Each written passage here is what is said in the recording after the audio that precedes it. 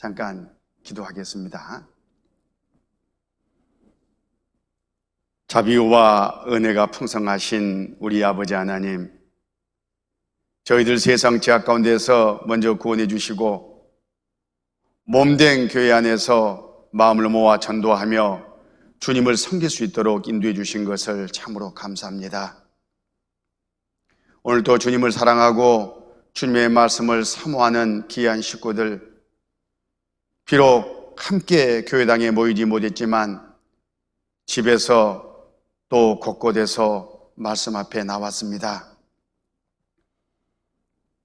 그 마음대로 풍성하게 깨닫도록 도와주시고 주님의 은혜와 사랑이 더욱 차고 넘쳐서 마지막 때 이 어려움을 능히 이겨내기에 부족함이 없도록 도와주시옵소서. 저희들 지난 한 주간 대전도 집회를 갖고 또 많은 영혼들을 주님 말씀 앞에 인도하는 가운데 수고를 아끼지 않았습니다. 주님께서 귀하게 쓰신 그대로 열매를 주렁주렁 맺혀주시고 또 남은 모든 전도 일정에도 함께해 주실 것을 기도드립니다. 이 시간 교제에 참석하지 못한 그런 식구들이 있으면 어디 있든지 주님의 말씀과 주님을 사모하고 사랑하는 그런 마음을 허락해 주시옵소서. 또 내일부터 시작되는 명절 분위기에 이르져 있는 가족들을 말씀 앞에 인도해서 영혼을 챙기는 그런 또 지혜로 우리가 한 주간 나갈 수 있도록 이끌어 주시옵소서. 해외 나가 복음을 전하는 선교사님과 그 가족들, 그리고 구원을 받고 역사하는 모든 식구들이에도 주님의 동일한 은혜와 사랑이 함께 하신 것을 감사드립니다. 오늘 또 이어지는 대전도 집회 말씀 위에 함께 하셔서 구원받은 사람들은 어떻게 생활하는 것이 마땅한지, 또 아직 그 진리의 사랑이 온전히 깨달아지지 아니한 사람들은 계속해서 말씀을 듣고 꼭 구원을 받는 그런 다짐의 시간이 될 수 있도록 인도해 주시옵소서. 우리 구주 예수님 이름으로 기도드렸습니다. 아멘. 성경 말씀 베드로전서 2장을 보시겠습니다. 신약성경 379쪽 베드로전서 2장 25절입니다. 베드로전서 2장 25절, 너희가 전에는 양과 같이 길을 잃었더니 이제는 너희 영혼의 목자와 감독 되신 이에게 돌아왔느니라. 이 말씀 그대로 우리는 하나님을 등지고 하나님의 원수로 행함을 살아왔습니다. 그런 우리들을 향한 하나님의 마음이 이번 한 주간 전도 집회를 통해서 절절하게 전해졌습니다. 지옥 가는 영혼들을 애타게 불러 세우시는 하나님의 마음이었습니다. 이제 이 하나님의 음성을 접한 모든 사람들, 잘못된 그 길을 또 하나님 앞에 마땅히 행하지 못한 그것을 돌아보면서 하나님의 사랑의 품으로 돌아가는 것이 도리입니다. 이번 한 주간 말씀을 듣는 여러분들 가운데 하나님 품에 돌아오신 식구들 진심으로 주님의 이름으로 환영합니다. 아직 진리의 사랑이 온전히 깨달아지지 않은 그런 식구들도 이제 돌아가야 되겠구나 하는 마음을 가졌으면 빨리 결단하고 하나님 품에 안기는 것이 당연합니다. 하나님은 돌아오는 모든 사람들 한 사람도 이해 없이 다 받아주십니다. 하나님은 모든 사람이 구원을 받고 질 나는 데 이르기를 원하시느니라. 그 말씀 안에 하나님의 모든 사랑과 능력과 은혜와 용서가, 또 하나님의 그 수고가 다 들어 있습니다. 우리는 한 주간 그 말씀을 접한 겁니다. 신약 성경 27권 가운데 14권을 받아 기록한 바울 사도, 가는 곳마다 하나님의 사랑을, 복음을 전했는데 하나님께 대한 회개와 우리 주 예수 그리스도에 대한 믿음을 증거했습니다. 잘못된 인생길을 고쳐먹고 하나님께 돌아와서 죄를 용서받아라. 그리고 하나님과 함께 천국에서 영생해야 된다 하는 바로 메시지였습니다. 예수님보다 앞서 와서 예수님을 증거한 세례 요한, 첫 음성이 회개하라 였습니다. 하나님께 돌아가는 것이 다름 아닌 회개입니다. 우리 주님도 공생애를 시작하시면서 하나님의 나라가 가까웠다, 회개하고 복음을 믿으라, 그렇게 강조하셨습니다.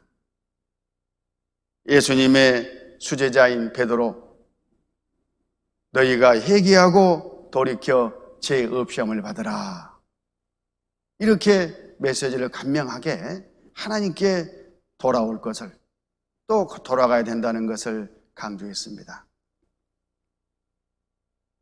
바로 거기에 우리의 영원한 죽음 건너 영생이라는 그 선물이 주어져 있습니다.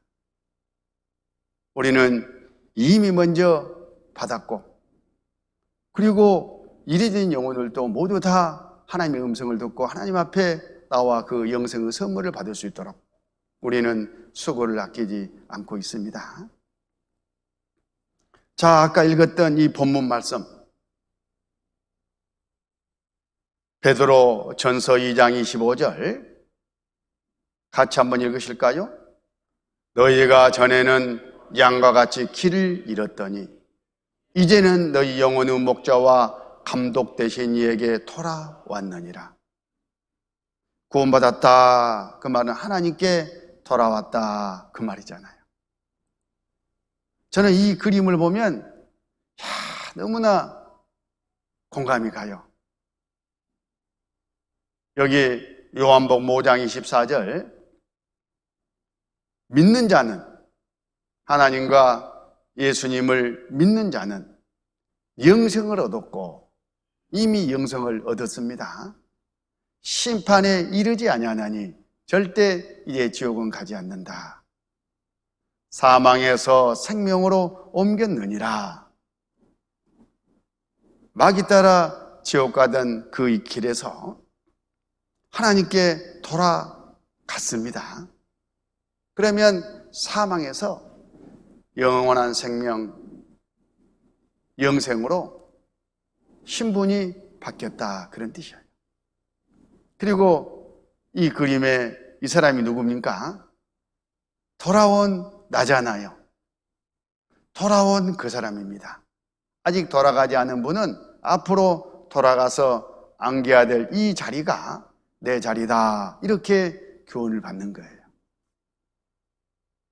얼마나 복된, 행복한 그런 순간입니까? 천지 우주 만물을 창조하신 하나님이 죄만 짓고 마귀 따라 하나님을 대적하던 그 원수를 용서해 주시고 부르시고 돌아오는 그 사람을 반갑게 맞이해 주는 그 하나님의 사랑, 그 품에 안겼을 때 얼마나 안위와 은혜와 사랑과 영원한 소망에 대한 그 마음이 차고 넘치지 않겠습니까? 집 나간 자식을 애타게 기다리는 그런 부모의 마음으로 에덴 동산에서부터 하나님을 등지고 떠나갔던 각 사람 죄인들, 여기 있는 각 사람 다 하나님은 부르셨고 우리는 그 하나님의 부름에 응답하고 돌아갔습니다. 돌아왔느니라. 너희가 전에는 양과 같이 길을 잃었더니 이제는 너희 영혼의 목자와 감독 되신 이에게 돌아왔느니라. 하나님께 돌아가는 거예요.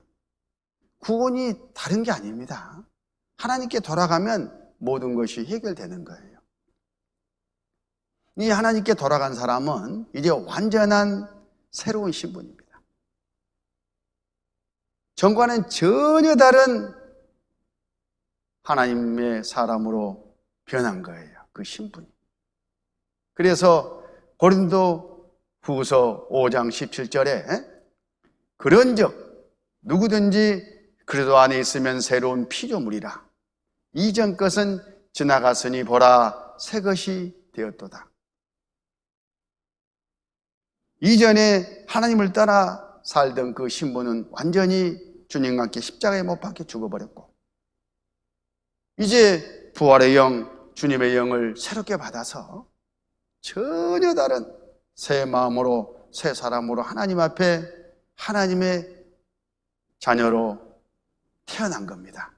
그걸 우리는 거듭났다 이렇게 말하는데 여기에 우리 형제 자매님들은 전혀 다른 새 것입니다. 그러니까 이제 새 것처럼 새 것답게 살아가야죠. 오늘 우리가 배우는 이 말씀은 이제 새 것으로 태어난 사람이 어떤 마음으로 어떻게 살아갈 것을 정리해 보도록 하겠습니다. 자, 그러기 전에 잠깐 지금까지 공부한 것을 복습해 보면 하나님과 각 사람 나와 하나님 앞에 나는 원래 네가 지은 이 죄 때문에 이대로는 절대 하나님 앞에 가고 싶어도 갈 수 없는 그런 운명이었습니다. 나는 하나님 앞에 심판을 받고 지옥 갈 수밖에 없는 그런 죄인이었고 하나님은 어쩔 수 없이 이 죄를 심판하셔야 되기 때문에 나를 지옥에 보내지 않으면 안 될 그런 상황이었습니다. 우리가 지옥에 안 가는 길은 딱 하나, 이 죄 싹시 갚아져야 되는데 우리는 어느 누구도 스스로 죄의 싹을 갚을 수가 없습니다. 그렇게 절망하고 있을 바로 그때에 천지 우주 만물을 창조하신 하나님께서 직접 이 세상에 사람으로 오셨습니다. 그리고 천국 법대로 죄의 삭은 사망이요 피 흘림이 없은즉 사함이 없느니라 하신 그 법대로 십자가에서 고통을 받고 피 흘려 돌아가시는 가운데 그 피로 우리 죄의 삭을 다 갚아주셨습니다. 하나님 마음속에 있던 내 모든 죄가 예수님 피로 말미암아 깨끗하게 지워져 버린 거예요. 덮어져 버렸습니다. 그리고 하나님은 우리 죄를 타끔만큼도 기억하지 않고 보지도 않으십니다. 이제는 얼마든지 우리가 마음만 고쳐먹고 하나님께 돌아가야 되겠다 결단하고 나가면 누구나 다 천국에 갈 수 있는 그 일을 우리 주님 예수님이 다 2000년 전에 이뤄놓으셨습니다. 우리는 이번 성경 강의를 통해서 그 사실을 안 거예요. 그리고 마음을 정하고 돌아간 겁니다. 그 돌아간 사람은 이제 하나님과의 사이에 완전히 전과 다른 그런 신분 관계가 형성이 됐습니다. 하나님은 아버지가 되고 나는 이 하나님 아버지의 아들이 된 거예요.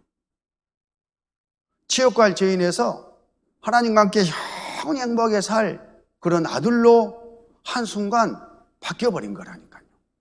얼마나 큰 은혜이고 사랑이고 얼마나 큰 영광입니까?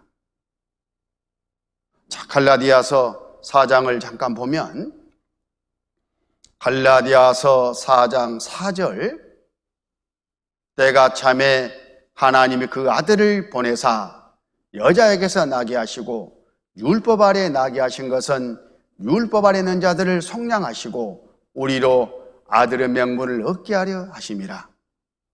너희가 아들인 고로 하나님이 그 아들의 영을 우리 마음 가운데 보내사 아바 아버지라 부르게 하셨느니라. 이런 일이 한순간에 일어났다 그런 뜻이에요.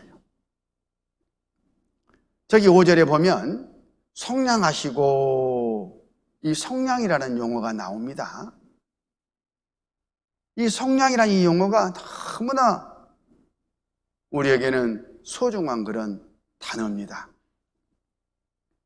어떤 의미냐면 하나님이 우리 죄를 대신 다 갚아주고 우리를 사셨어요. 이제 완전한 하나님의 소유가 된 겁니다. 그리고는 그 소유권을 가지고 풀어줬어요. 자유를 줬어요. 죄와 율법의 권세에서 완전히 우리를 해방시켜 주신 거예요. 얼마나 안위와 평강이 우리 안에 있겠습니까? 전에 미국에서 노예 제도가 있었는데 백인들이 흑인을 노예로 사고팔고 부렸습니다. 어떤 맘씨 좋은 부자 백인이 마차를 타고 쭉 길을 가는데 아주 악한 심술구준 그런 못된 백인 주인이 자기 노예를 너무 심하게 다룹니다. 마음이 좋은 백인이 보다 못해서 한이 입으시오. 아무려면 노예라고 그렇게 심하게 다루면 되냐. 똑같은 인간이지 않소?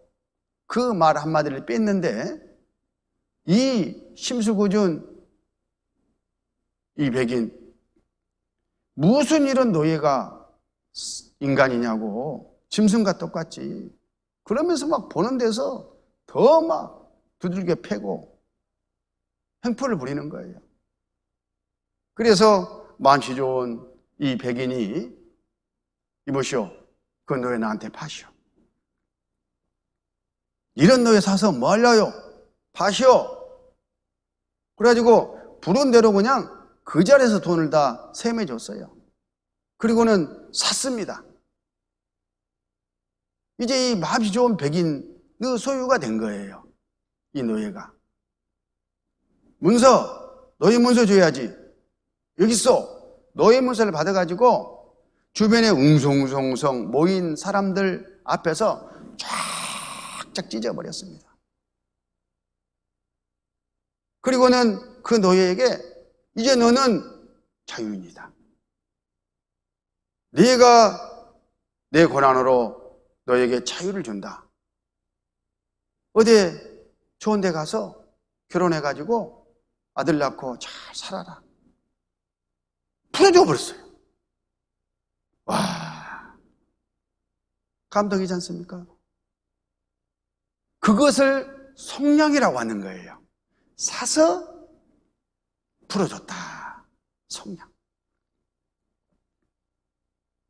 예수님이 마귀의 권세 아래 얽매여가지고 죄짓고 지옥 가는 우리들을 그 피로 죄의 삭을 다 갚아버리고 사셨어요. 완전히 예수님의 소유가 된 거예요. 이 모든 사람들. 그리고는 자유를 줬어요. 자유케 하려고 자유를 주셨으니 갈라디아서 5장 1절 말씀입니다. 우리를 속량해 주셨다, 그런 뜻이에요. 그런데 이제 그 다음에 이 노예가 감동을 줍니다. 대부분 풀어주면 아유 고맙습니다, 굽신굽신하면서 다시 붙잡아가지고 또 노예 삼을까봐 뒤도 안 돌아보고 막 갈 길을 재촉하는 것이 심리인데, 이 노예는 그렇지 않은 거예요. 그 자리에서 무릎을 덥석 꿇으면서 주인님, 저는 이 시간부터 주인님을 진짜 마음에 우러나서 주인님으로 섬기면서 살겠습니다, 그러는 거예요. 그래서 이 부자가 아니 이 사람아, 자네는 이제 자유인이야. 다 풀어줬잖아. 노예물에서 찢어버렸잖아. 그리고 해방시켜 줘버렸기 때문에 나도 이제 자네를 조금도 다룰 수가 없어. 가서 잘 살아. 압니다. 왜 제가 그것을 모르겠습니까? 평생 그게 제 소원이었는데요. 그러나 제가 마음을 결단했습니다. 이런 고마우신 이 주인에게 제 모든 생애를 드리기로, 그래서 이 은혜에 보답하며 살기로 작정했습니다. 그 자유를 가지고 그 주인을 섬기는 데 쓰겠다고 스스로 결단한 거예요. 야, 감동이지 않습니까? 우리도 마찬가지 하나님의 사랑, 주님의 사랑을 깨달았으면 나 이제 구원받아서 지옥 가니까 내가 마음대로 살아도 되겠네, 죄짓고 살아도 되겠네, 그럴 수가 없는 거예요. 날 위해서 예수님이 십자가에서 당하신 그 고초, 하나님이 치르신 그 대가를 생각할 때에 그 자리에 무릎을 꿇고 제 남은 생에 하나님을 위해서, 우리 주님을 위해서 평생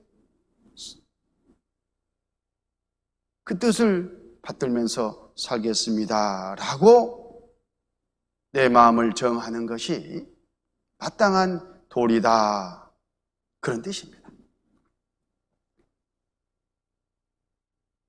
이제 주인이 또 감동을 줍니다. 그래, 이 녀석 보게 좋다, 타라. 마차에 탔습니다. 어디로 가는고 하고 절그덩절그덩 따라갔는데, 어렵쇼? 우리로 말하면 북구청으로 가는 거예요. 북구청. 왜? 거기 호적개가 있거든, 호적개가. 호적개 딱 가가지고 주인이 내 호적 내놔. 여기 있습니다. 내 호적에다가 이 녀석 내 아들로, 양자로 입적시켜. 이 순간부터 내 아들이야. 와.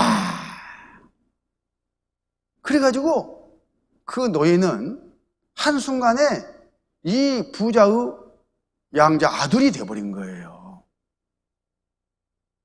바로 이 말씀이 그 말씀이에요. 하나님의 아들이 되어버린 거예요.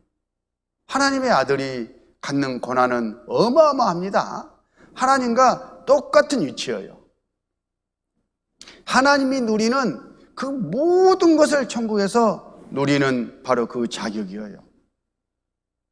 그리고 아들은 아버지의 상속자입니다. 이 세상에서도 그렇잖아요. 하나님의 모든 것이 우리 것이다, 그런 말씀입니다. 여기 갈라디아서 4장 6절, 너희가 아들인 거로 하나님이 그 아들의 영을 우리 마음 가운데 보내사 아바 아버지라 부르게 하셨느니라. 성령으로 말미암아 호적에다가 이름을 입적시키는 것처럼 딱 하나님 앞에 그 생명책에 내 이름을 딱 선명하게 새겨버리신 거예요. 7절, 그러므로 내가 이후로는 종이 아니요 아들이니 아들이면 하나님으로 말미암아 유업을 이을 자니라. 이 유업이라는 것이 상속이잖아요. 하나님의 모든 것이 내 것이 됐습니다.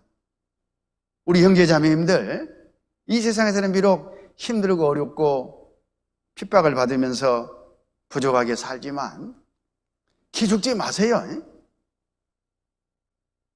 실제 아무것도 없는 데서 이 모든 것을 지으신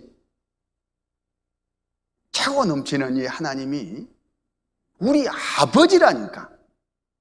아버지, 어떤 아버지냐?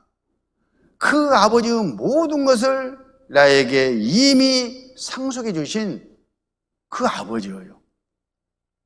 이 세상 모든 것이, 또 죽음 건너 모든 그 복이 이미 내 것이 된 거예요. 얼마나 부유합니까? 얼마나 부자요? 세상 사람들 부자하고 비교가 되겠어요? 그런데 왜 움츠리면서 그렇게 힘들게 살아야 되느냐 그 말이요. 어깨 딱 펴고 자신만만하게 사세요. 교만하란 말은 아닙니다. 그렇게 구원받은 사람 행복을 누리면서 사는 거예요. 곧 죽어도 나는 누군데? 하나님의 아들인데, 이 모든 하나님의 것이 내 것인데, 이렇게. 그리고 실제 죽음 건너가면 다 누리고 살아요. 이 세상에서는 너무 많이 개 밥 주듯이 퍼주면 호거 들고 멀리 가가지고 화랑방탕 아버지와의 관계가 소원해질까 싶으니까 딱 사용권을 제한해 놨어요. 내 체질에 맞게, 내 믿음의 분량에 맞게. 너는 요만큼만 잠깐 써. 다 네 것이지만. 그러니까 우리 믿음이 자꾸 하나님이 보시기에 이거 줘도 괜찮겠다 하는 믿음으로 성장해 가면 계속 하나님이 풀어주십니다. 이 세상 물질적인 복도 다 주셔요. 신앙에 비례해서. 받아 누리지 못한다고 하더라도 하나님의 아버지고 이 모든 것이 내 것이라는 이런 자긍심을 가지고 남은 생애를 우리는 살아가야 돼요. 우리는 이제 하나님 앞에 손님이 아닙니다. 에베소서 2장 19절. 그러므로 이제부터 너희가 위인도 아니요 소원도 아니요 오직 성도들과 동일한 시민이요 하나님의 권속이라. 자, 이제부터 아버지께 돌아온 바로 그 순간부터, 구원받은 그 순간부터 너희가 위인도 아니요 소원도 아니요. 위인이 뭐요? 어느 테두리 안에 들어오지 못한 밖에 있는 사람이다 그 말이죠. 그런 사람이 이 안으로 오면 손님이 되는 거예요. 집안에 손님 오는 것처럼. 자기 가족과 누군가 밖에서 들어온 손님은 전혀 다르죠. 그런데 이제 구원받은 우리 각 사람은 하나님 집안에 손님이 아니란 말이에요. 가족이요, 가족. 하나님의 것을 영원히 누리고 살 수 있는 바로 그 가족입니다. 얼마나 큰 복입니까? 오직 성도들과 동일한 시민이요 먼저 구원받은 무리와 똑같은 이제 천국 백성입니다. 하나님의 권속이라. 하나님의 돌보심을 받는 그런 하나님의 자녀다라는 뜻이에요. 한순간도 놓치지 아니하고 우리를 지켜보시면서 머리털 하나까지 세고 계시는 그런 돌봄을 받는 그런 하나님의 자녀인 거예요. 그래서 자긍심과 함께 이제는 하나님의 자녀답게 하나님 집 안에서 살아가는 거예요. 하나님 집이 어디입니까? 구원받은 사람들의 교제, 구원받은 사람들의 모임이 하나님의 집이에요. 그 안에 하나님의 영, 성령이 계시고 그 안에 우리 주님이 머리로 함께 하셔요. 이제는 우리 교회 한 구성으로서 하나님의 자녀답게 살아가는 겁니다. 그래서 이제 손님이 아니기 때문에 손님 대접은 이제 사양해야 돼요. 나 손님 아니요. 나도 이제 이 집 식구니까 이 집 식구로서 내가 마땅히 해야 할 일을 찾아보고 또 내 신앙이 성장한 만큼 또 다른 연약한 동생들 이렇게 또 살피고 또 하나님 아버지가 원하고 바라는 그 일에 내 믿음의 분량만큼 또 쓰임을 받고 그런 하나님의 가족이에요. 신분이 이렇게 바뀌어 버렸습니다. 그래서 이 구원받기 전에는 먼저 구원받은 식구들이 손님이기 때문에 손님 대접을 해줘요. 그러죠? 그래요, 안 그래요?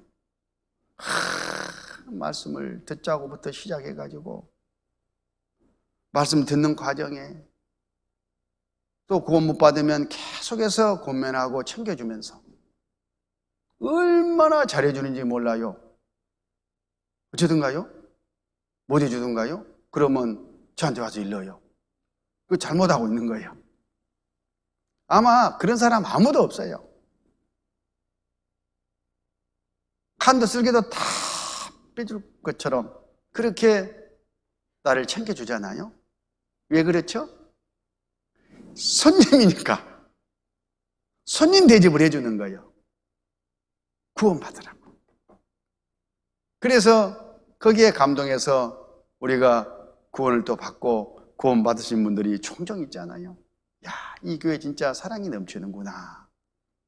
그런데 구원을 딱 받고 나서 한 주, 두 주, 두 달, 세 달, 6달, 1년 지나가면서 아니 이게 뭐야? 전에 구원받기 전에는 칸도 쓸개도 빼줄 것 같더니만은 이제는 쳐다도 안 보네. 그렇게 오해해서는 안 된다 그 말이에요. 왜냐하면 이제는 손님이 아니고 우리 가족이니까 가족 대접을 해주는 거예요. 한 집안에 살면서 무슨 손님처럼 그렇게 해줍니까? 구원 받고 나서 처음에 몇 달 동안 또 몇 개월 동안은 아직 어리니까 부모가 오빠 언니들이 아이를 지극히 보살피는 것처럼 이렇게 챙겨주는 그런 과정은 있지만 내 믿음이 쭉 성장해 가면서 이제 그냥 늘상 보는 한 집안 식구요. 야, 나도 구원받은 사람이구나. 식구들이 나를 구원받은 사람으로 인정해 주는구나. 아, 감사하다. 이렇게 생각을 해야지. 뭐야, 사랑이 식었나? 이 교회는 왜 이러냐? 그렇게 하면은 그거 참 이상합니다. 뭘 아직 모르거나 그렇지 않으면 아직 좀 이상한 거예요. 제가 팁을 하나 드리고 갈까요? 팁. 구원 받으면 가족 대접을 해준다더만 왜 나는 계속해서 이렇게 잘해줄까? 손님 대접을 해줄까? 왜 그래요? 빨리 눈치채야 됩니다. 내가 혹시 아직 구원이 아니어서 그런가? 예, 그렇습니다. 그럴 가능성이 많아요. 내가 진짜 구원이 아닐까? 스스로를 생각해 보면서 그 원인도 찾아보고 믿음을 확실히 하는 그런 과정을 거치는 거예요. 1년, 2년, 3년 속 썩이지 말고 또 다른 사람도 또 인도해야 되니까. 어차피 구원 받을 거잖아요. 자, 우리는 어찌됐든 간에 성들과 동일한 시민이요 하나님의 권속이라 이런 신분을 가졌습니다. 그래서 이제는 하나님의 돌봄을 받은 가족이기 때문에 하나님과 함께 한 집안에서 살아가야 되는 거예요. 가족이니까. 한 집안 안에 살아가면서 가장 중요한 것은 서로 교제하는 거죠. 오손도손 의논하고 사귀는 거예요. 요한일서 1장 3절에 우리가 보고 들은 바를 너희에게도 전함은 너희로 우리와 사귐 있게 하려 함이니 우리의 사귐은 아버지와 그 아들 예수 그리스도와 함께 함이라. 구원받은 사람은 구원받은 사람들이 교제하는 이 무리 안에서 서로 사귐이 있는 거예요. 거기에 하나님이 계시고 우리 주님이 함께 하셔서 같이 사귐이 일어나는 겁니다. 수직적으로는 하나님과 주님과 사귐이 일어나는 거고, 수평적으로는 같이 구원받은 형제자매들, 한 집안 식구들끼리 사귐이 있는 거예요. 그래서 교회 안에는 교제라는 것이 있어요. 이것이 첫 번째 구원받은 사람이 실천해야 될 책임입니다. 어떻게 교제가 이루어지느냐? 자, 하나님은 각 사람 나에게 성경으로 말씀하셔요. 교제하려면 주거니 받거니 무슨 대화를 해야 되잖아요. 하나님이 우리에게 말씀을 하셔야 되는데 뭘로 말씀하시느냐? 신기한 어떤 현상이나 기적적인 방법이나 꿈이나 방언이나 예언이나 그런 게 아니에요. 지금은 성경이 100% 완성된 이 시대에는 성경으로만 말씀하셔요. 구원받은 각 사람 나에게 하실 말씀을 미리 성경에다가 다 기록해 놨어요. 하나님은 시간 공간을 초월해서 계신 분이기 때문에 내가 태어나서 구원받고 어떻게 살 것을 아셔요. 그리고 나한테 하실 말씀을 다 하셔요. 성경에다가 100% 기록해 놨어요. 그리고는 성경으로 우리에게 말씀을 하시는 거예요. 그래서 우리는 하나님의 가족이기 때문에, 권속이기 때문에, 자녀이기 때문에 하나님과 어떤 방법으로 교제하느냐, 말씀을 읽고 거기서 하나씩 하나님의 뜻을 알아가는 거예요. 깨달아가는 거죠. 그래서 성경을 계속해서 구원받은 사람은 공부하고 또 읽고 암송하고 묵상하고 그렇게 하는 겁니다. 왜? 하나님과의 대화니까. 대화니까. 지식으로 아는 것하고는 전혀 다른 문제예요. 그리고 아들인 내 입장에서 아버지에게 또 말을 해야 되잖아요. 그게 바로 기도예요. 기도. 이거 저거 나를 구원해 주셔서 감사합니다. 아버지는 이런 분이신 걸 이제 알았습니다. 또 잘못된 거 있으면 아버지 죄송해요. 사과도 하고. 또 우리가 원하는 것이 있으면 영육간에 그 무엇이든지 아버지 이거 좀 필요해요. 나 말고 우리 식구 누구 아무에도 좀 구원을 받아야 되는데 그 영혼도 좀 말씀 앞에 인도할 수 있도록 힘을 주세요. 마음을 주세요. 능력을 주세요. 그리고 그 영혼을 구원해 주세요. 이렇게 아버지에게 내 입장에서 말하는 거예요. 꼭 입으로만 말이 아니라 하나님은 중심을 보시기 때문에 마음으로 원하는 소원이 바로 기도입니다. 기도. 자, 이렇게 이 세상에서 주거니 받거니 하나님과 대화하면서 교제하는 목적이 뭘까? 구원받은 사람을 당장에 천국에 데려가실 수도 있잖아요. 그런데 이 땅에 남겨놓고 무리지어서 하나님 가족끼리 살게 하면서 두신 목적이 뭘까? 바로 나 외에 주변에 다른 아직 구원받지 못한 영혼들, 그 영혼들을 위해서도 주님이 피 흘려 죽어 제사를 갚아놨잖아요. 그런데 몰라서 오해해서 구원을 못 받고 있습니다. 누군가 알려줘야죠. 가르쳐줘야죠. 말씀 앞에 인도하는 사람이 있어야 되지 않겠냐, 그런 뜻이에요. 그 일에 하나님의 자녀, 이 가족을 쓰시기 위해서 우리를 잠깐 이 세상에 남겨놨습니다. 그래서 우리가 이 세상을 살아가는 목적은 다름 아닌 전도인 거예요, 전도. 다른 영혼들을 하나님 말씀 앞에 인도해가지고 하나님이 그 영혼을 구원하실 수 있도록 하나님께 마음을 고쳐먹고 돌아오게 하는 그 일에 우리가 하나님과 함께 일하기 위해서 이 땅을 살아가는 겁니다. 수많은 일들이 각사람 나에게 있지만 하나님과 나 사이에서 가장 중요한 우선적인 바로 사명이 전도예요, 전도. 영혼을 구원하는 바로 그 일입니다.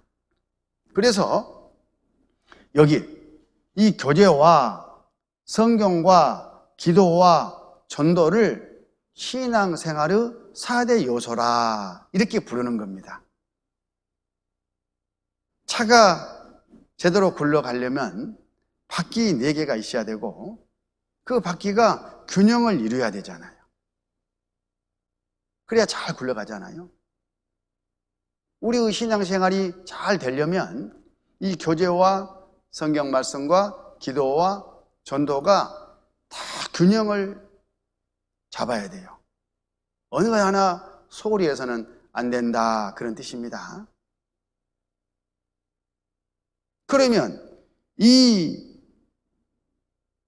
교제와 말씀과 기도와 전도를 하는 이유가 뭐냐? 신앙생활의 4대 요소가 균형을 잡아야 될 그 목적이 뭐냐? 뭘 하기 위해서 그러냐? 이걸 차로 비유를 했잖아요. 차에 뭔가 태워야 되잖아요. 그렇죠? 핀차로 갈까요? 핀차로 가버려? 기름만 떼고? 그 인생을 그렇게 허비하면 안 되잖아요. 뭔가 거기에 목적을 두고 싣고 달려야 되지 않겠습니까? 바로 영혼인 거예요, 영혼. 전도가 신앙생활의 4대 요소 중에 하나라고 그러니까 전도도 4개 중에 한 조각으로 생각하는데 이 전도, 여기서 전도는 전도 행위를 말하는 거고 실제 이 모든 것들의 최고 목적은 영혼을 내 신앙에 태우고 하나님께 달려가는 거예요. 우리가 고구마 전도 하나님께서 각 사람 나에게 맡겨주신 영혼들을 잘 챙기고 있잖아요. 신앙의 차라는 내 마음속에 그 영혼들이 지금 태워져 있는 겁니다. 태우고 가는 거예요. 계속해서 불 떼면서 계속해서 말씀 앞에 인도하는 그 일을 하는 것이 신앙생활을 제대로 바르게 하나님 뜻 안에서 하고 있는 거다. 이렇게 딱 그림을 마음속에 그리셔야 됩니다. 여기 잠깐 말씀을 교훈받아 보면 베드로전서 2장 2절 갓난 아이들같이 순전하고 신령한 젖을 사모하라. 이는 이로 말미암아 너희로 구원에 이르도록 자라게 하려 함이라. 갓난 아이가 태어났습니다. 그러면 눈 뜨기도 전에 뭐부터 찾아요? 젖부터 찾아, 젖부터. 배고프니까. 마침 그 아이의 가장 가까운 이체 엄마 젖이 있잖아요. 물려주면 바로 쭉쭉쭉쭉 빨아먹고 먹고 자고 하면서 쑥쑥 성장하잖아요. 그러는 것처럼 이제 구원받은 사람은 갓 태어난 신앙의 아이입니다. 자동적으로 자연스럽게 이 말씀을 찾게 돼 있어요. 말씀을 사모하는 마음이 있다, 그런 뜻입니다. 이 성경 말씀이 신령한 저지입니다. 교회는 엄마 품입니다. 이 교회를 통해서 이 말씀이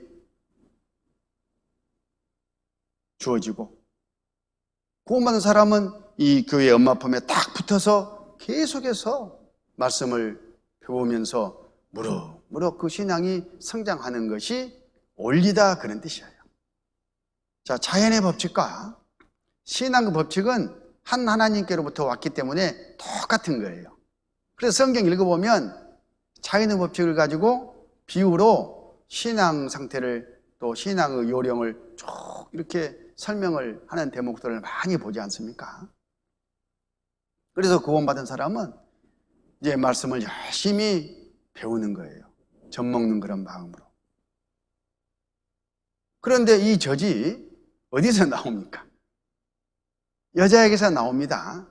그것도 아이를 낳은 여자에게서만 나와요. 특별히 그 아이에게 딱 맞는 젖은 그 아이를 낳은 엄마에게 나와요. 하나님이 그렇게 만들어 놨어요.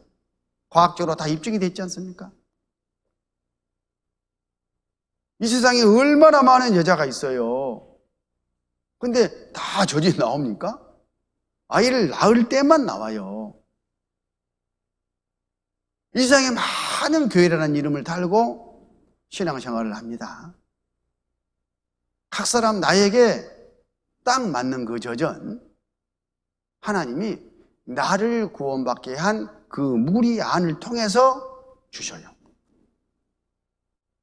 그래서 이번 이 말씀을 듣고 구원을 받으신 그 식구들은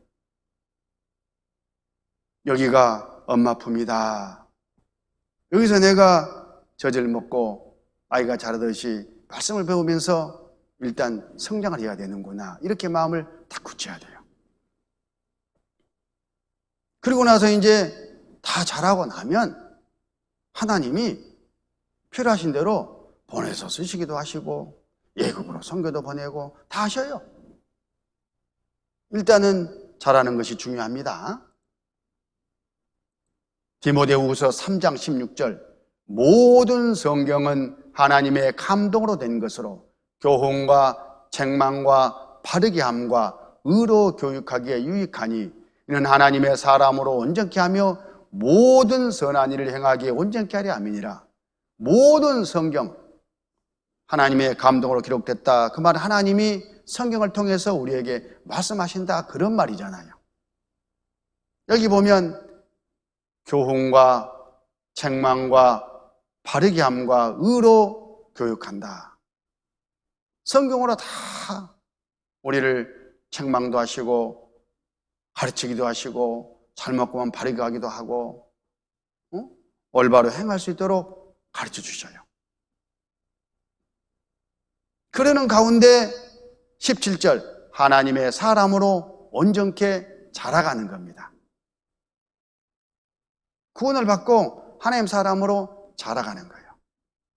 그리고 하나님의 뜻을 행하며 살아가야 되는데 어떻게 살 것을 다 가르쳐 주셔요. 모든 선한 일을 행하기에 온전케 하려 함이니라.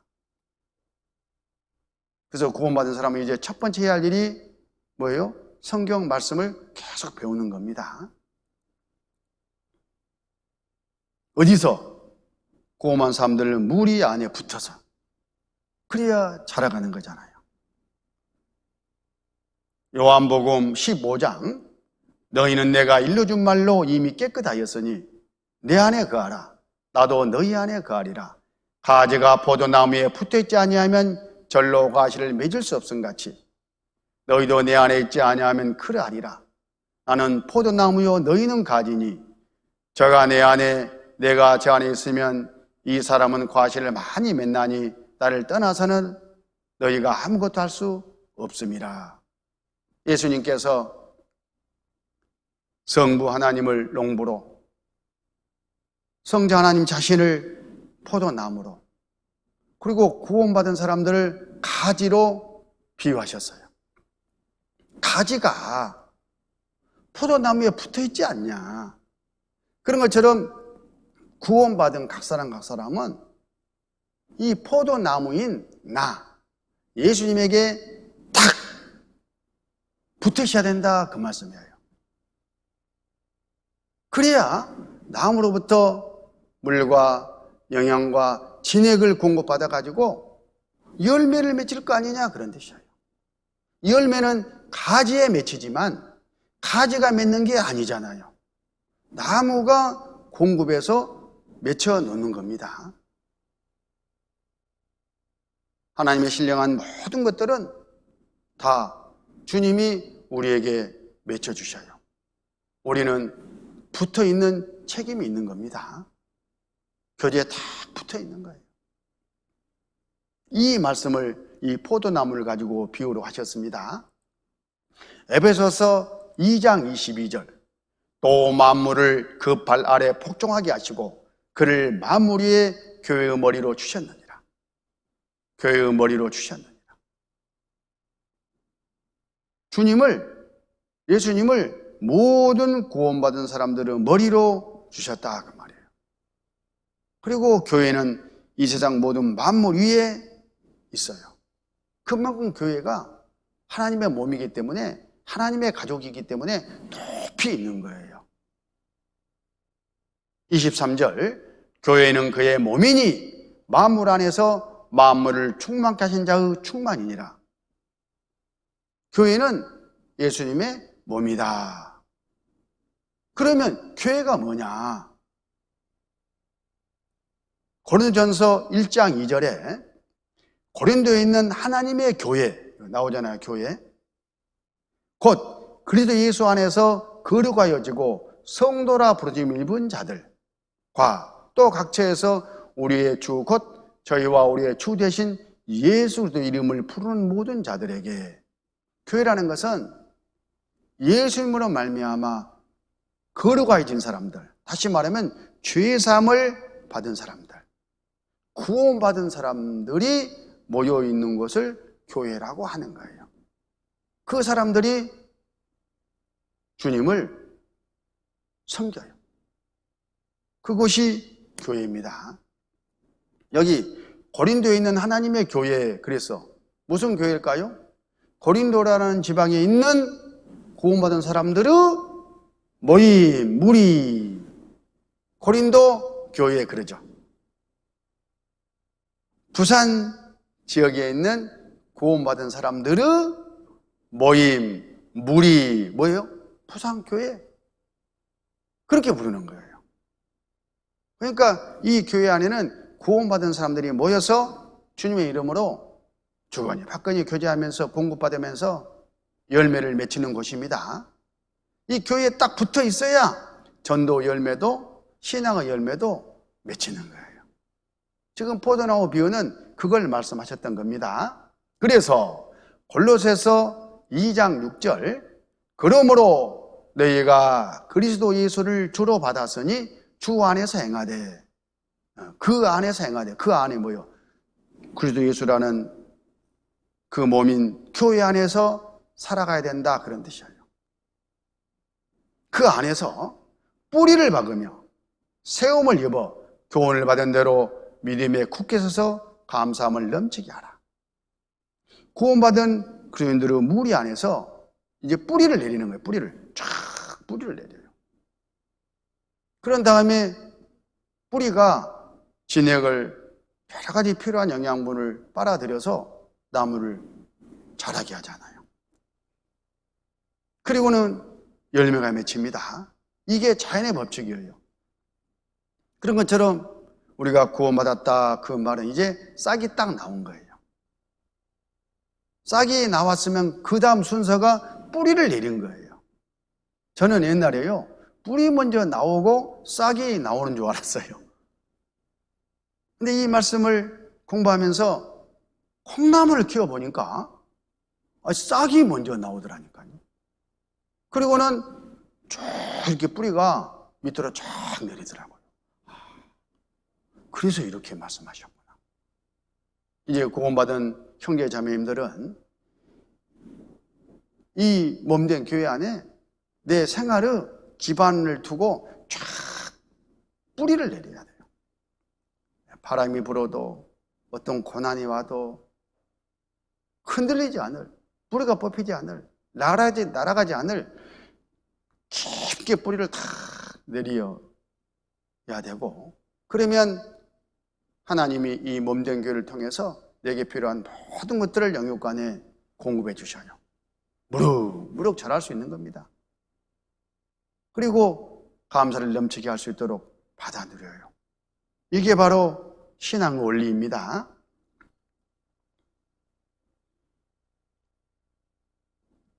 자, 이렇게 좀 사전 지시를 가지고 10분 쉬었다가 이어서 공부를 하도록 하겠습니다. 잠깐, 10분이 아니죠? 주일이니까 잠깐 5분 동안만 호흡을 고르는 시간을 갖겠습니다.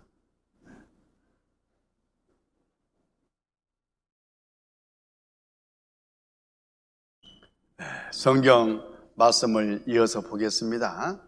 로마서 6장 1절, 신약성경 246쪽, 로마서 6장 1절.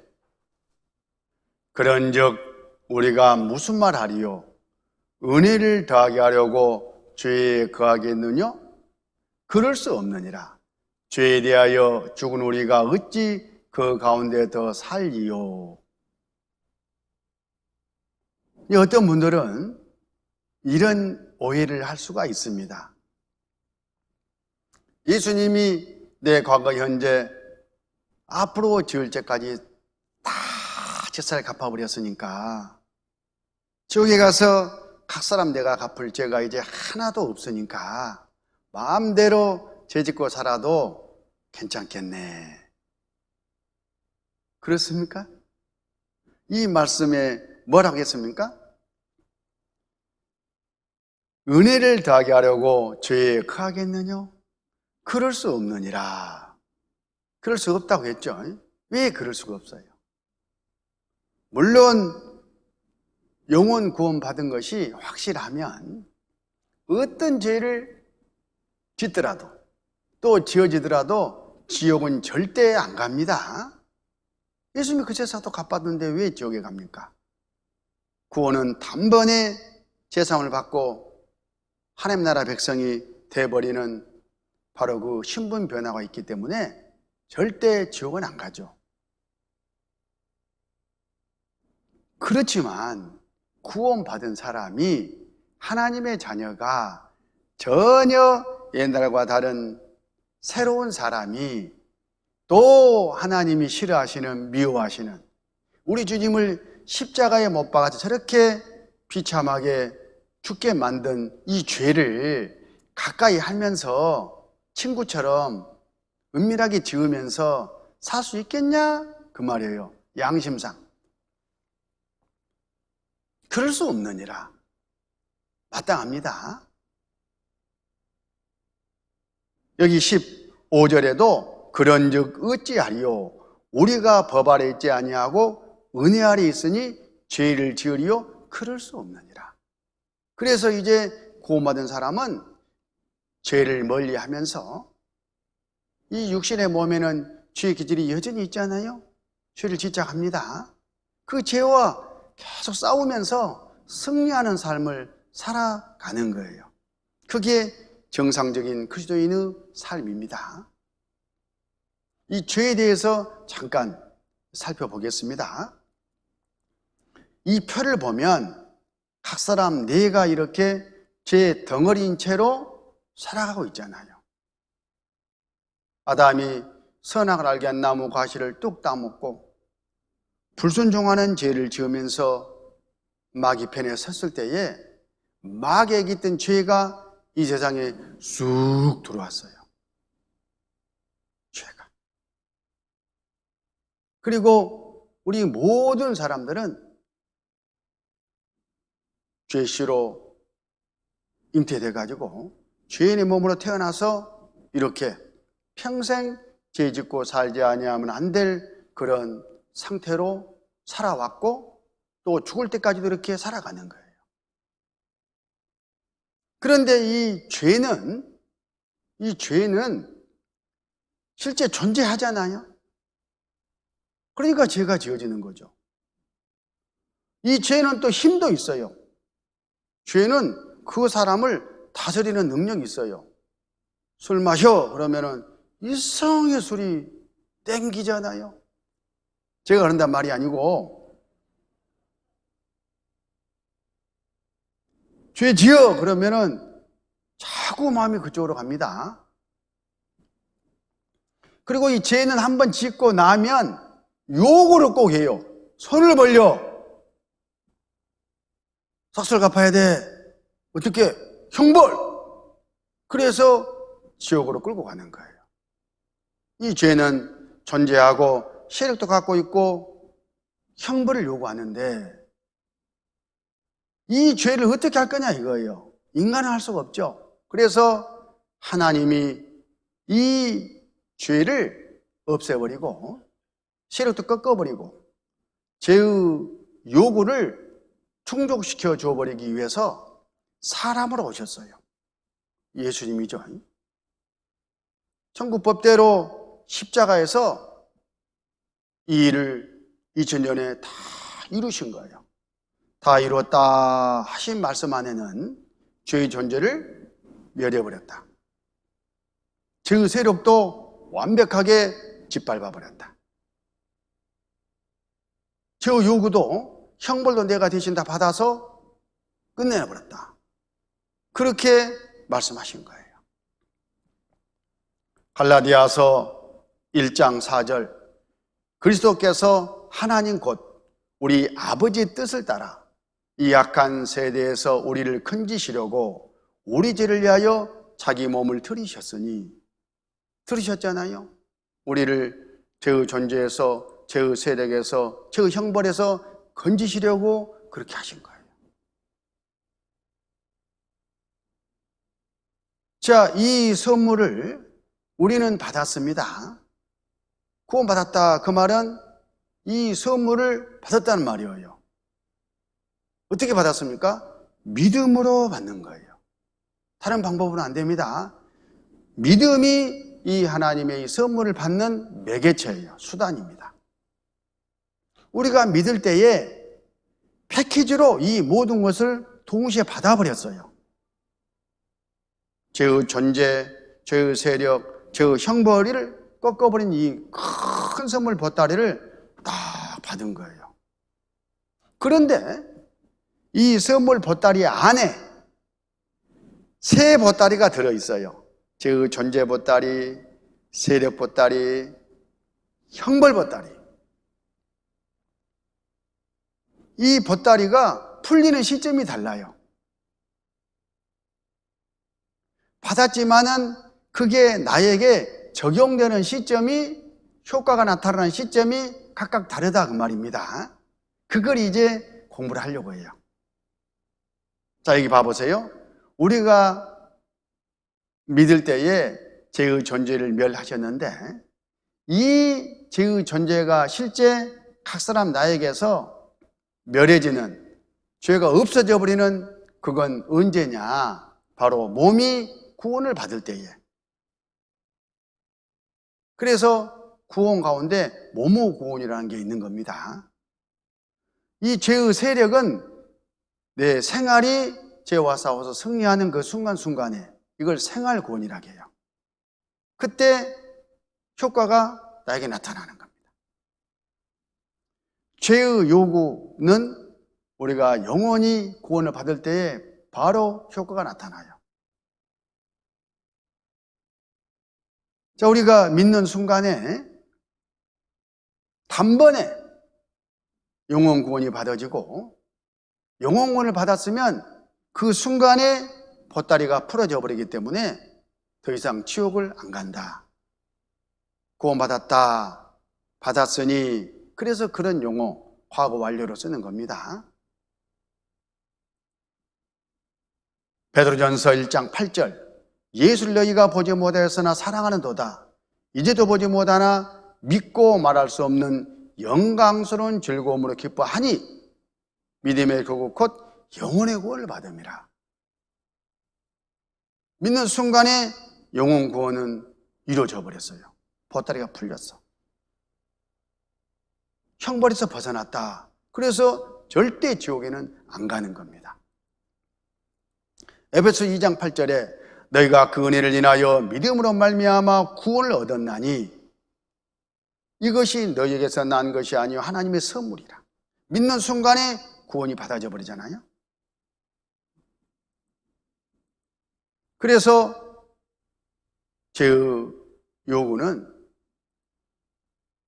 내가 영원히 구원을 받는 그 순간에 형벌에서 벗어나게 되는 거다. 이걸 영원 구원이라고 합니다. 영혼은 언제 죽음을 건너가도 천국 갈 자격을 얻은 거예요. 그런데 이 몸에는 영혼이 구원받은 다음에도 여전히 죄의 기질을 가지고 있어요. 어머니 뱃속에서 태어날 때부터 갖고 나온 죄가 그대로 이 몸에는 있다 그 말입니다. 왜? 예수님 편에서는 다 끝내놨지만 나에게서 그 보따리가 풀리는 시점이 아직 안 돼서 그런 거예요. 언제? 몸이 구원을 받을 때. 언제 몸이 구원을 받습니까? 이 죄의 존재는 예수님이 구원받은 사람을 데리러 오실 때에 몸이 신령하게 바뀌어가지고 들림을 받잖아요. 그때 우리 몸에 있는 죄는 없어지는 거예요.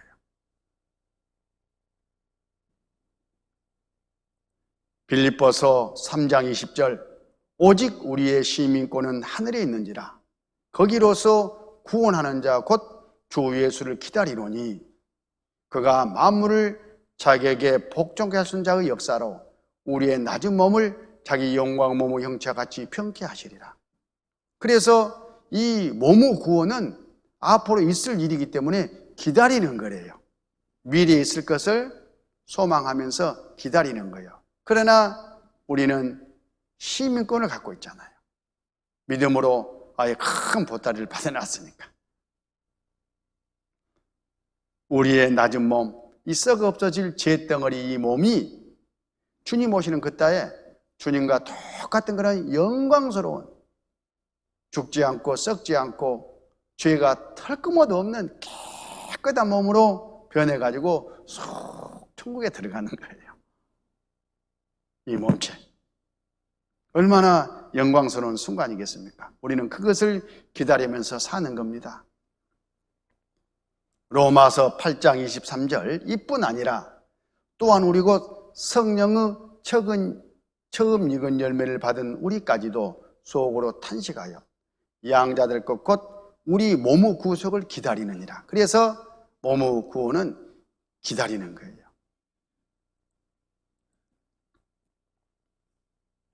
이때에 우리 몸이 죄에서 완전히 벗어나는 겁니다. 죄의 존재가 멸한 그것이 이때 우리에게 이루어진다 이렇게 생각하시면 돼요. 그러면 영원히 구원을 받고 우리 몸이 신령한 몸으로 바뀌어서 올라가는 이 순간까지는 우리 몸에 죄가 있잖아요. 죄가 있어요. 이렇게 죄가 있기 때문에 죄는 이 세력을 갖고 있어요. 힘이 있다 그 말이에요. 그러니까 힘자랑을 해요. 죄가 죄를 지어 그런다니까요. 그럼 우리는 어떻게 해야 돼요? 죄와 싸워야 되겠죠. 하나님의 자녀니까. 베드로전서 2장 11절 사랑하는 자들아 나그네와 행인 같은 너희를 권하노니 영혼을 거스려 싸우는 육체의 정욕을 제어하라. 이 육신은 죄덩어리가 아직 들림받지 못했기 때문에 그 죄가 자꾸 죄를 짓자고 한단 말이에요. 마귀는 이 육신의 이 죄성을 가지고 자꾸 나를 죄짓게 만들어요. 그러면 따라가지 말고 싸우라 이 말이에요. 육체의 정욕을 제어하라. 꺾어버려야 됩니다. 히브리서 12장 4절 너희가 죄와 싸우되 아직 피 흘리기까지는 태양치 아니하고 죄와 싸우는 거예요. 언제까지? 끝까지. 그게 고음한 사람이 해야 될 마땅한 도리다 그 말이에요. 이를 위해서 자꾸 내 신앙이 이제 성장해 가야 되겠죠. 그런데 이 싸움은 실제 자기가 싸우는 싸움이 아니에요. 우리가 어떻게 마귀와 죄와 싸워서 이길 수가 있겠습니까? 이 육신은 죄 덩어리인데. 실제는 우리는 믿음으로 주님께, 하나님께, 성령님께 기대고, 그러면 성령님이 나를 지배하고 다스려가지고 내 대신 죄와 싸워서 이겨주셔요. 그래 놓고는 마침 내가 이겼다고 나한테 공로를 다 돌려줘요. 조금 어렵게 느껴지면 나중에 공부할 기회가 있을 겁니다. 그래서 우리는 연약함을 인정하고 우리 스스로는 안 된다는 것을 알고 자꾸 하나님을, 주님을 가까이 하는 거예요. 그러면 주님이 우리 안에 계셔요. 우리 무리 안에 계시고 구원받은 각 사람 안에도 우리가 구원받을 때 주님의 영, 성령이 들어와 가지고 내주하셔요. 나를 지배하고 다스립니다. 그래가지고 내 대신 싸워주셔요. 그러면 능히 이길 수가 있는 겁니다. 그러니까 믿음이 있으면 이기고 또 믿음에서 약간 벗어나면 또 지고, 그래서 신앙생활은 죄 지었다가 안 지었다, 이겼다 졌다가 좋았다 나쁘다 구름 꼈다가 거쳤다가 계속 그러는 거예요. 계속해서 건건마다 이걸 생활구원이라고 그래요. 그래서 생활구원은 계속적으로 상황마다 하나님의 말씀께, 주님께 복종하면서 이루어가는 겁니다. 빌립보서 2장 12절 그러므로 나의 사랑하는 자들아 너희가 나 있을 때뿐 아니라 더욱 지금 나 없을 때에도 항상 복종하여 두렵고 떨림으로 너희 구원을 이루라 그랬잖아요. 아니 구원을 받았다면서 무슨 구원을 또 이루라 그래. 아까 구원을 받았다는 것은 영혼 구원을 말하는 것이고, 구원을 이루리라 그 말은 뭐뭐 구원을 말하는 것이고, 앞으로 구원을 이룰 것은, 여기서 구원을 이루라 그 말은 지금 구원을 이루라 그러잖아요. 생활 구원을 말하는 거예요. 용어는 같지만 의미가 각각 다르다는 것도 아셔야 됩니다. 이렇게 잘 싸워가지고 하나님 뜻을 따라서 생활 구원을 이뤄가다 보면 하나님은 천국에 내가 승리한 만큼 상급을 예비해 주셔요. 상. 영광. 그러니까 구원은 다 똑같이 공짜로 믿는 순간에 동일하게 받지만 이 영광은 살아가면서 구원받은 사람이 얼마나 죄와 싸워서 하나님 뜻에 순종하고 잘 살았냐에 따라서 달라요. 상은 다른 거예요. 그래서 구원받은 사람은 이제 상을 바라보고 다림질하는 겁니다. 승리하는 삶을 살아가는 거예요. 이 상은 구원받고 나서 이 세상에서 얼마나 죄와 싸워서 이겼느냐, 하나님 뜻대로 순종하면서 잘 살았느냐, 그 행한 대로 주셔요. 그리고 한 번 딱 정해지면 그 영광이 영원한 천국에서 영원히 누리는 삶으로 결정되어 버려요. 이 세상에서는 이장하다가 연장할 수도 있고, 연장하다가 군수할 수 있고, 군수하다가 도지사 할 수 있고, 도지사 하다가 국회의원도 할 수 있고, 막 그런 분 계시잖아요. 김두관 씨라고. 근데 천국은 한번 딱 정해져 버리면은 영원히 가버려요. 그러니까 이 세상을 절대 함부로 어영부영 알면은 못 사는 거예요. 천국에 그런 개털모자가 있겠습니까마는, 천국은 갔는데 뭐 이 세상에 살면서 해놓은 것이 없어가지고 캐털 모자 쓰고 저기 문지기로 청소나 해야 할 그래 이치로 딱 가면은 영원히 그렇게 살아야 한다니까. 다른 사람들은 저 하나님 옆에서 의리번쩍 막 영광스럽게 막 사는데 높임 받으면서 그 영광이 다르지 않습니까? 한번 정해지면 끝이에요. 개털 모자로 살고 싶어요. 의리번쩍 살고 싶어요. 그걸 지금 말씀하신 거예요. 그래서 이걸 깨달은 바울 사도가 이렇게 간증을 해요.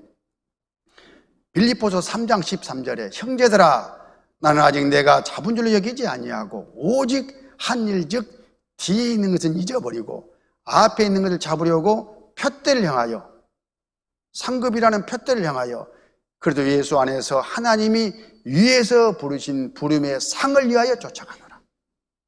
상을 바라보고 열심히 앞만 바라보고 막 살아간 거예요. 요한계시록 22장 12절 보라 내가 속히 오리니 내가 줄 상이 내게 있어 각 사람에게 그의 일한 대로 갚아주리라. 난 알파 오메가요 처음과 나중이요 시작과 끝이라. 주님 오실 때에 우리 몸이 신령한 몸으로 죄가 없어지는 몸으로 바뀔 뿐만 아니라 그때에 내가 구원받고 어떻게 살았느냐 행하느냐에 맞춰서 상을 주셔요. 여기 그렇게 약속하셨잖아요. 상이 내게 있어 각 사람에게 그의 일한 대로 갚아주리라. 이걸 절대 놓치거나 잊어서는 안 돼요.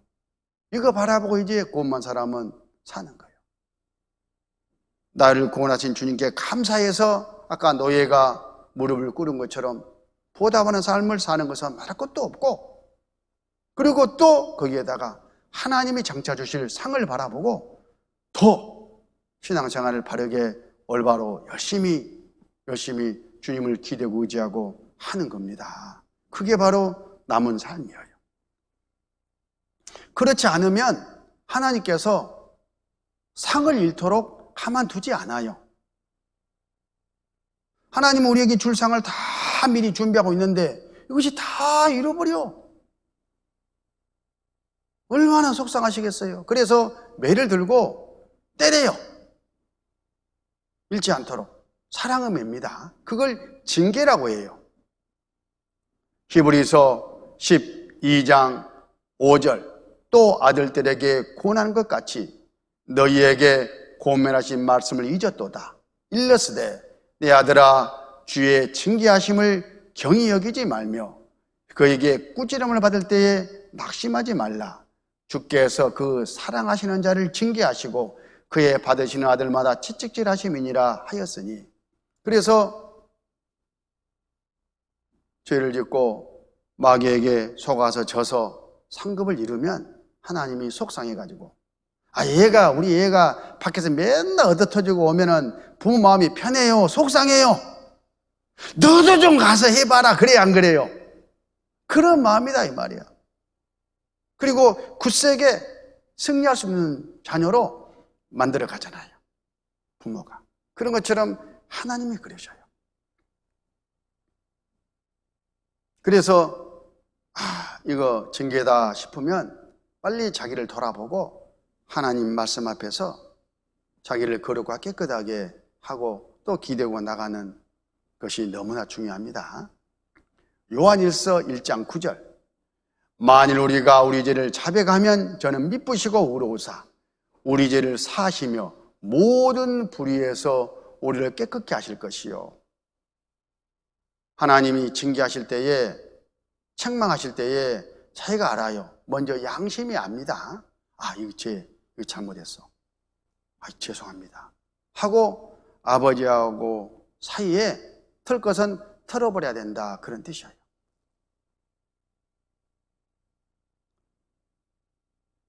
우리가 구원받은 사람도 하나님이 싫어하신 죄가 하나님 앞에 있으면 하나님이 싫어하셔요. 그리고 하나님과의 아까 그 교제, 정상적인 교제가 사귐이 다 끊어져요. 괘씸한 녀석. 이렇게. 이 징계예요, 징계 그게. 그러면 내 편에서 빨리 알아차리고 아유, 아버지, 죄송해요. 다음에 안 그럴게요. 알람하고 끼야 되지 않겠어요? 지만 손해니까. 뭐 지옥 갈까봐 그런 게 아니고 이 세상 아버지하고 어선너선 잘 주거니 받거니 살기 위해서 그러는 거예요. 그걸 자백이라고 합니다. 내가 억지로 짜가지고 자백하는 게 아니라 하나님이 우리 양심 가운데, 생활 가운데 그걸 깨닫게 해주셔요. 그러면 핑계대지 말고, 예, 아버지 제가 잘못했어요. 조심할게요. 하고 동의하는 거예요. 그걸 자백이라고 합니다. 그러면 하나님도 징계하시는 목적이 알게 하려고, 그걸 버리게 하려고 하시기 때문에 됐다 하는 그 순간에 하나님 마음에서 다 풀어져 버리셔요. 그게 용서입니다. 하나님과 나 사이에 이제 탈 것만한 그런 불의가 없어요. 그렇게 믿고 하나님과 또 오손도손 사는 거예요. 많은 기독교인들이 이 자백도 일용 회개라고도 하는데 이 회개와 구원받는 회개를 잘 몰라요. 그래가지고 구원도 안 받은 사람이 죄를 딱 지으면 자백해야 된다더라, 회개해야 된다더라, 그래야 하나님이 죄를 용서해 주신다더라. 그렇지 않으면 지옥 간다.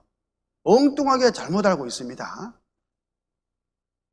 그 구원받는 회개는 평생 한 번 하는 하나님께 마음을 고쳐먹고 돌아가는 회개를 말하는 것이고, 여기서 자백 회개는 아버지와 아들 사이에 서로 마음이 불편하니까 죄송하다고 그 죄를 반성하고 나가는 것을 말해요.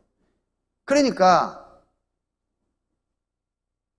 이상한 말이지만 회개를 하지 않았다고 합시다.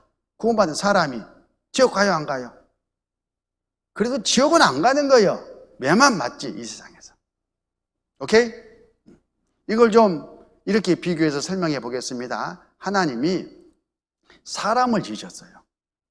하나님과 동등된 영광을 누리기 위해서 사람에게 마귀의 시험을 하나 허락하셨잖아요.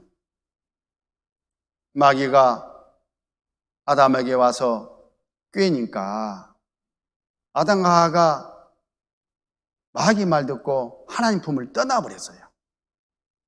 마귀의 세력 안에 쑥 들어가 버렸어요. 그 상태를 죄인이라고 하는 겁니다.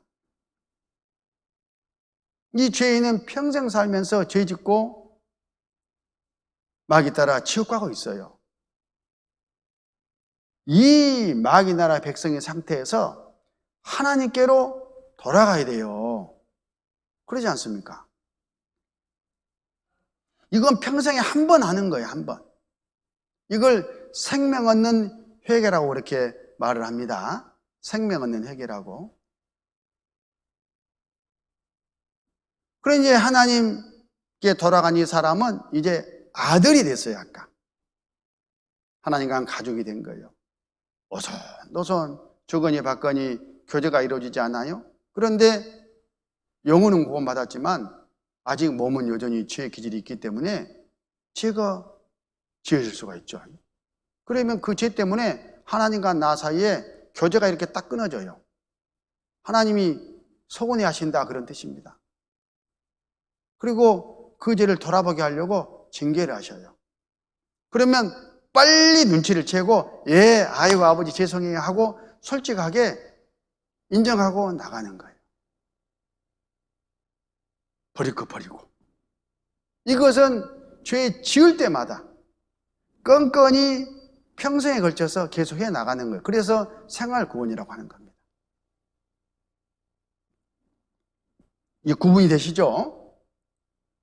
하나님 앞에 내 죄를 한번 구분해 보겠습니다. 구원받기 전에는 하나님은 재판장이고 나는 죄인이었어요. 하나님은 법대로 하셔요. 그게 하나님의 공의입니다. 죄의 삭은 사망이요, 법대로 죄의 삭을 갚으라고 지옥에 보내셔요. 구원받기 전의 그 죄인에게는. 그런데 구원을 받았다, 그 말은 하나님 앞에 의인이 된 거예요. 하나님의 가족이 됐습니다. 이제 하나님은 아버지가 되고 나는 하나님 앞에 아들이 됐어요. 아버지는 나를 사랑하시잖아요. 그래서 하나님은 사랑으로 나를 대해 주셔요. 잘못하면 사랑으로 매를 드신다, 그런 뜻입니다. 나는 하나님이 사랑으로 매를 드시면 솔직하게 뉘우치고 인정하고 반성하는 거예요. 그게 아들의 도리니까. 잘못되면 징계는 있지만 절대 지옥은 없는 겁니다. 구원받기 전의 죄와 구원받고 난 후 죄가 이렇게 다르다는 것을 구분하면서 회개에 대한 개념도 좀 정리를 해봤습니다. 시간이 많이 됐습니다. 아까 말씀드렸죠? 구원받으면 어찌해야 된다고? 성경을 계속해서 이제 배워가야 된다고. 주일마다 수요일마다 계속 이 설교 말씀을 듣고 또 이런 모임에서도 말씀을 듣고 성도 있고 계속 이렇게 성령에 가시기 바랍니다. 잠깐 기도하시겠습니다.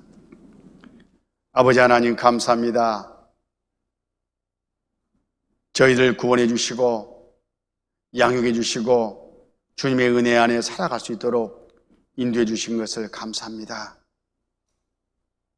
이번 집회를 위해 수고한 모든 식구들이에 주님의 은혜와 사랑과 또 역사가 함께 하실 것을 믿고 감사를 드립니다.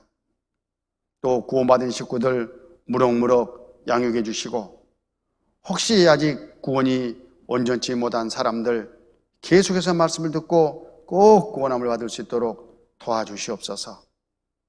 이번 명절 남은 모든 일정 위에도 주님께서 함께 하실 것을 믿고 의지하면서 우리 구주 예수님 이름으로 기도드렸습니다. 아멘.